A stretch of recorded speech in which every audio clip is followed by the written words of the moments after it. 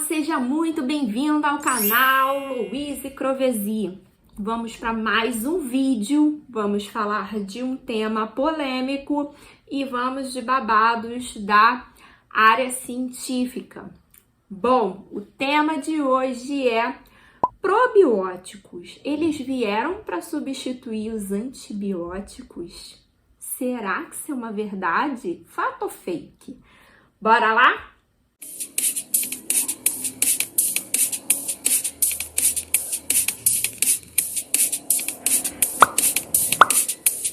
Bom, meu povo, probióticos vem crescendo cada vez mais, o mercado vem explorando essas bactérias e como última novidade que a gente tem, né, que eu vou trazer até uma fofoca quentíssima aqui para vocês, foi a Akkermansia ter se tornado em um novo probiótico no mercado, uma possibilidade para a gente utilizar ainda no exterior, em breve aqui no Brasil, e que até então era uma bactéria muito difícil de ser cultivada e de ser produzido como probiótico, por isso que demorou tanto para a gente ter ela no mercado. A fofoca do momento é que o próximo probiótico que está em estudo para ser lançado é o Faecalibacterium prausnitzii, que junto com a Akkermansia mucinifera era chamado de probióticos de próxima geração, né?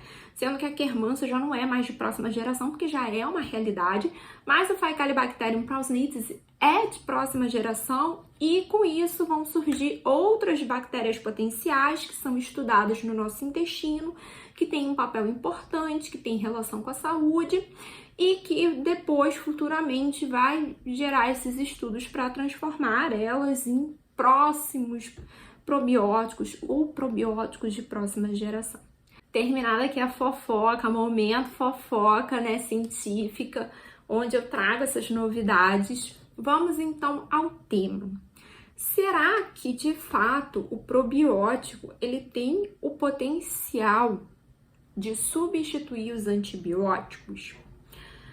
Bom, vamos contextualizar a coisa toda. Antibióticos, né? Começando pela penicilina, que é um dos muito utilizados, ele foi descoberto meio que sem querer no laboratório, onde viu, né, que próximo à localização ali da penicilina, os micro-organismos não cresciam.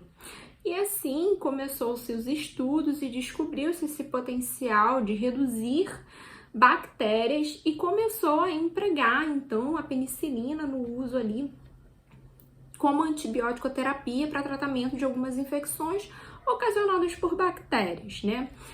E aí, a partir dali, vários outros tipos de classes de antibióticos aos quais a penicilina não funcionava naquele micro-organismo específico foram surgindo baseado em estudos e a gente continua tendo estudos e novos produtos, novos medicamentos acabam saindo também no mercado com esse propósito.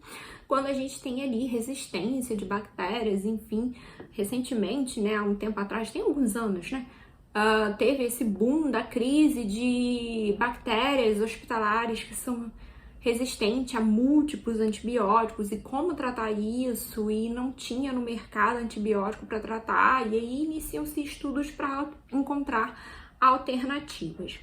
Eu lembro que no último congresso que eu fui de pré-prossimbiótico, tinha uma palestra sobre isso, né? O futuro do probiótico, ele vai substituir os antibióticos? E eu achei super interessante a discussão e eu queria trazer aqui a minha visão sobre isso, né?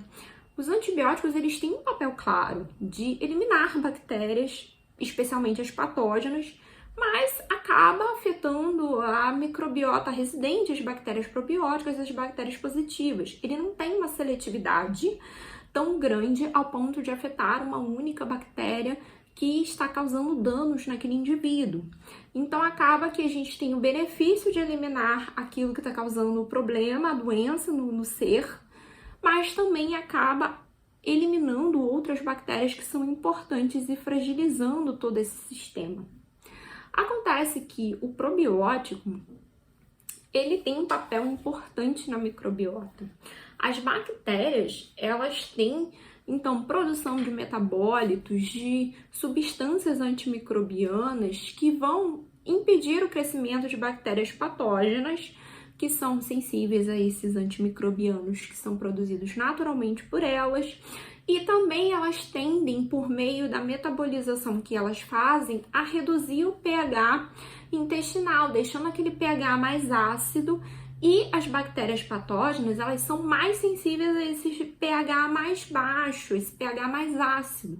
E com isso impedir o crescimento delas e a instalação delas ali. Geralmente, quando a gente tem um acometimento por bactérias patógenas, isso ocorre porque já existe uma fragilidade nessa microbiota ou a exposição a essas bactérias foi muito elevada.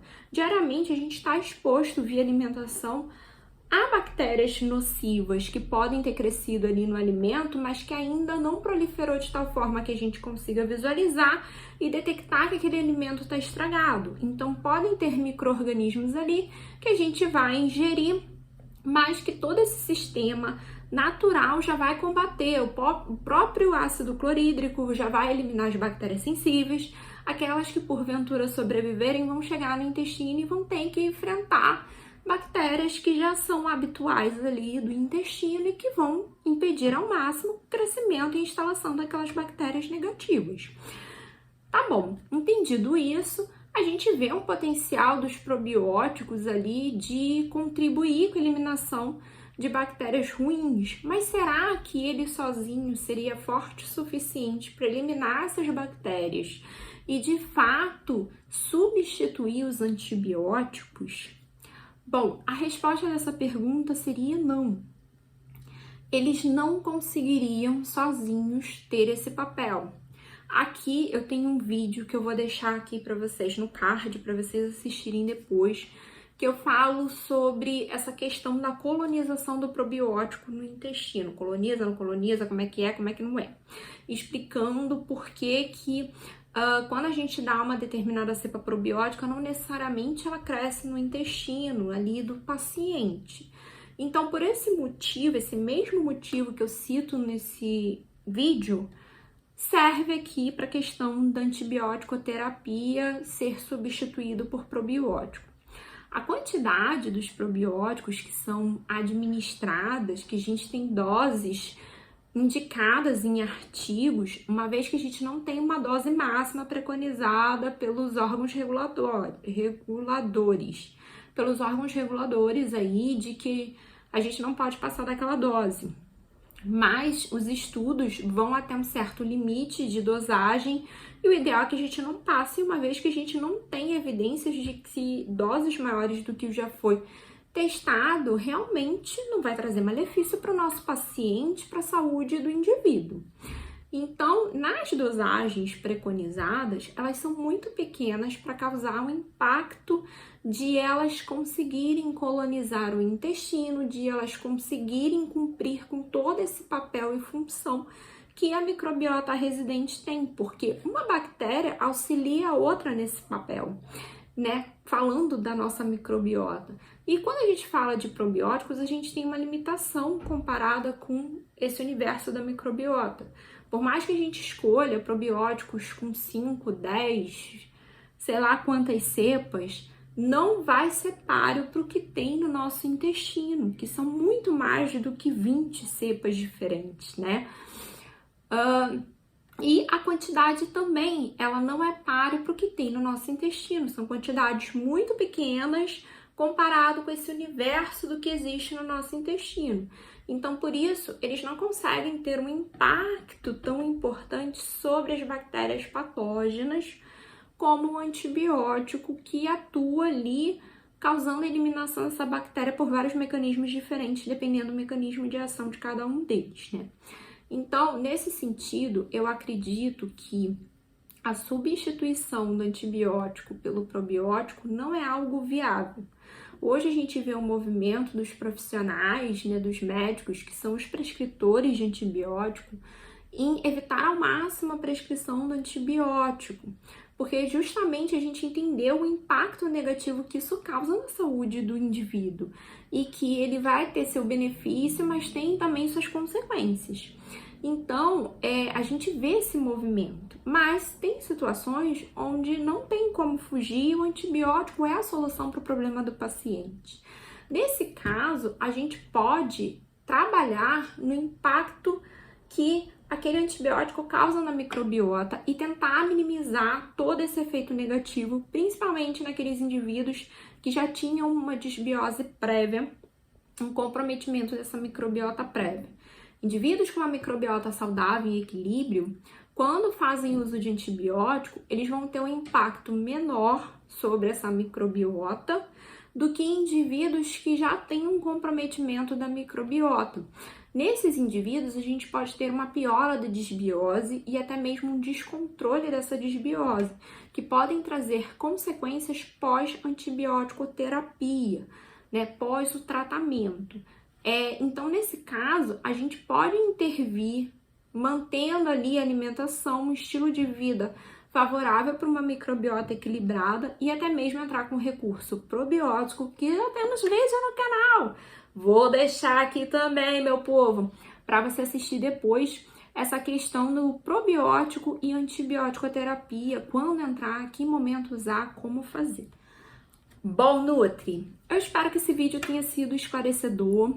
É uma dúvida que vem surgindo e crescendo, esse burburinho sobre o probiótico se tornar o novo antibiótico, onde poderia ser prescrito por vários profissionais da área da saúde, uma vez que antibiótico é uma prescrição ali exclusiva do médico, né? O nutricionista não pode fazer esse tipo de intervenção, esse tipo de prescrição, mas probióticos a gente pode prescrever e aí a gente poderia ajudar a tratar determinadas situações relacionadas com infecção.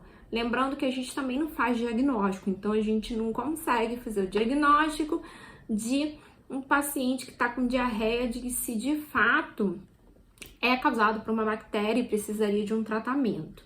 Mas a gente pode trabalhar sempre a parte de dieta, independente se o paciente já teve algum diagnóstico ali ou se ele ainda não teve. Então, a gente já pode fazer, baseado na ciência, do que tem com os sintomas que o paciente tem, fazer intervenções dietéticas para minimizar esses sintomas. Mas, óbvio que sem um tratamento da causa daquele problema, esse paciente pode nunca melhorar 100%. Então, ele precisa, muitas vezes, procurar um médico para fazer o diagnóstico de doença, se ele tem alguma doença, tá? Bom, então, era isso que eu queria conversar com vocês, trazer esse esclarecimento pro entendimento de vocês. E a gente se vê, então, no próximo vídeo. Antes de sair, não esqueça de deixar seu like aqui e comenta aqui. Você acredita que o probiótico vai substituir o antibiótico? Conta aqui pra mim o que você acha, eu vou adorar ouvir sua opinião. Um grande beijo, até a próxima, tchau!